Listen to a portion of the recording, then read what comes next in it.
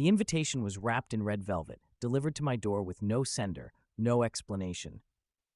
The card inside read, "Your presence is requested at the velvet hour, midnight. Come alone." I almost ignored it. Almost. But there was something about the handwriting, elegant, slanted, dripping with intent, that made it impossible to refuse. It felt personal, like it knew me better than I knew myself. When midnight came, I found myself standing before a hidden door in the city's most exclusive district. A faint glow seeped through the cracks, accompanied by the soft hum of jazz and low laughter. I pushed open the door, and the world I knew fell away. The Velvet Hour wasn't just a club. It was a fantasy brought to life. Soft crimson light bathed the room, bouncing off crystal chandeliers and glinting on the glasses of champagne held by an impossibly glamorous crowd. Every person there looked like they'd stepped out of a dream, their eyes sharp, their movements deliberate. And then there was her. She sat at the bar, her legs crossed, a glass of something dark and amber in her hand. Her dress was silk, clinging to her curves in a way that demanded attention. She caught me staring, and her lips curved into a slow, knowing smile. Before I could even think, she gestured for me to join her. "You're late," she said, her voice like honey laced with danger. "I almost thought you wouldn't come."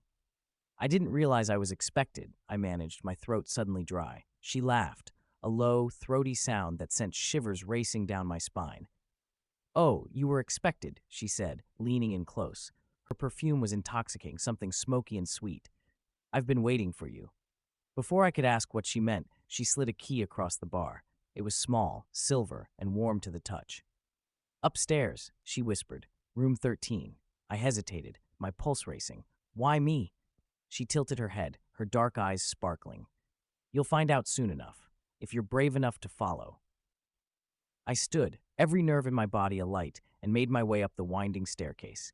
Each step felt heavier than the last, the air thicker, charged with anticipation. Room 13 was at the end of the hall, its door slightly ajar. Inside, the room was bathed in candlelight. The scent of roses hung in the air, mingling with something deeper, leather perhaps.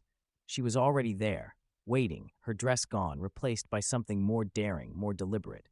She moved toward me, slow and feline, her eyes never leaving mine. "You've entered the Velvet Hour," she purred, her fingers brushing my collar. "Here, the rules of the world don't apply. No questions, no hesitation, just surrender." Her lips were inches from mine, her breath warm and teasing. "Are you ready to play?" The door clicked shut behind me, and the night became a blur of heat, whispers, and sensations I couldn't begin to describe. Every moment felt like falling, like being consumed by fire, and yet I never wanted it to end. When I woke the next morning, the room was empty.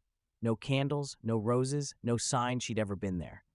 All that remained was the silver key on the pillow beside me and a note that read, "You're invited back, if you dare."